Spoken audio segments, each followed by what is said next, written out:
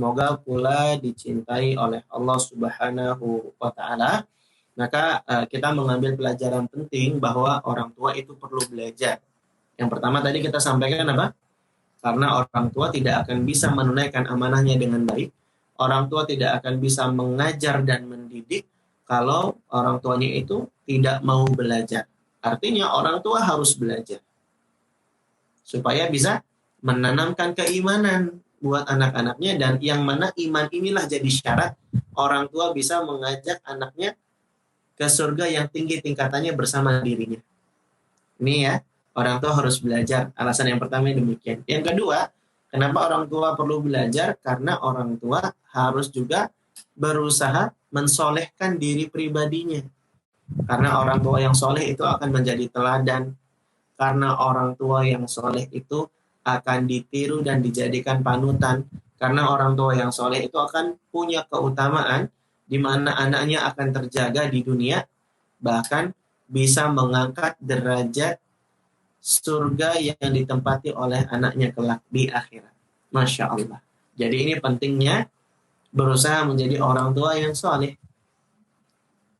Dan yang terakhir yang harus kita perhatikan adalah kalau kita sudah belajar, kalau kita sudah memutuskan jadi orang tua yang pembelajar, menjadi orang tua yang a lifelong learner, ya.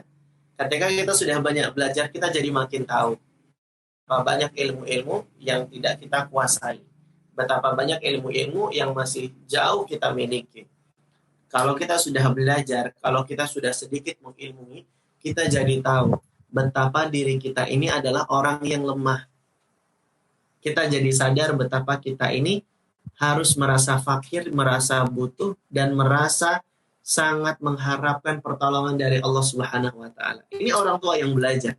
Orang tua yang belajar akan menyadari betapa pentingnya dia selalu bergantung dan berharap kepada Allah Subhanahu wa taala. Dan ini adalah kunci untuk menjadikan anak kita tumbuh di atas keimanan, yaitu dengan mendoakan. Dengan apa? Mendoakan. Karena Ibnu Qayyim mengatakan dalam Al-Fawaidnya, annakul khair fa asluhu minallah, bahwasanya segala macam kebaikan itu asalnya datang dari siapa? Datang dari Allah. Dan kunci untuk mendapatkan kebaikan-kebaikan ini adalah dengan banyak berdoa, merasa fakir, merasa butuh, dan berharap kepada Allah Subhanahu wa taala. Jadi orang tua jangan lupa juga untuk bersandar dan bergantung kepada Allah Subhanahu wa taala. Jangan juga terlalu mengandalkan sebab. Dia pikir kalau dia sudah belajar, dia bisa memastikan kalau anaknya bisa tumbuh di atas keimanan. Tidak.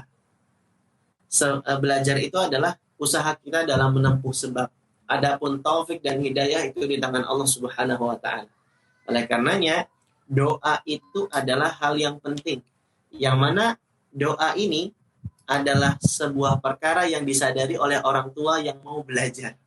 Orang tua yang mau belajar, dia akan tahu betapa pentingnya memohon pertolongan Allah Subhanahu wa taala untuk bisa mendidik anaknya di atas keimanan. Siapa kita ayah bunda dibandingkan dengan seorang ulama yang bernama Fudail bin Iyad. Siapa nama ulamanya? Fudail bin Iyad. Fudail bin Iyad itu adalah seorang ulama yang berkarisma, begitu luar biasa keimanannya. Fudail bin Iyad itu adalah ulama yang alim, abid, dia ahli ilmu, dan dia juga ahli ibadah. Fudail bin Iyad itu adalah orang yang sangat baik. Bahkan sampai-sampai Ibnul Mubarak rahimahullah memberikan testimoni positif kepada dirinya. Apa kata Ibnul Mubarak? Khairunas al-Fudail bin Iyad. Sebaik-baik manusia di zaman kita, Fudail bin Iyad orangnya. Ini testimoni positif ya. Artinya para ulama tabi'in yang lain pun mengakui kesolehannya seorang ulama yang bernama Fudail bin Iyad. Tapi Bapak, Ibu, dan Ayah Bunda sekalian dirahmati oleh Allah Subhanahu wa taala, dengan kesolehannya yang luar biasa, Fudail bin Iyad tetap mengharapkan pertolongan Allah Subhanahu wa taala. Dia masih merasa butuh, merasa fakir akan bantuan dan pertolongan dari Allah Subhanahu wa taala.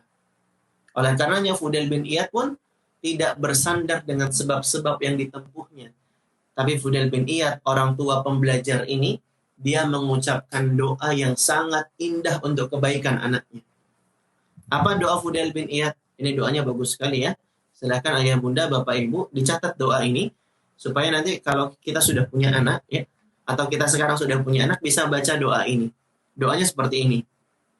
Allahumma inni ijtahadtu an u'addiba aliyan falam aqdir ala ta'dibihi fa'addibahu li. Diulang. Allahumma, ya Allah, inni ijtahadtu, sesungguhnya aku sudah bersungguh-sungguh, an u'addiba, untuk mendidik aliyan, anakku yang namanya Ali. Nah, nanti kalau kita mau doain anak kita, aliannya diganti dengan nama anak kita. Misalnya anak saya namanya Faiz. Allahumma inni ijtahadtu an u'addiba Faizan. Falam aqdir ala ta'dibihi. Tapi ya Allah, aku tidak kuasa, tidak mampu untuk mendidiknya. Kata si Fudail bin Iyad di dalam doanya. Fa'addibahu li. Maka ya Allah, didiklah anakku untukku. Masya Allah ya. Ini doa dari Fudail bin Iyad. Lihat bagaimana dia merasa berharap, merasa butuh, merasa bergantung kepada Allah Subhanahu wa taala. Ini orang tua pembelajar ini.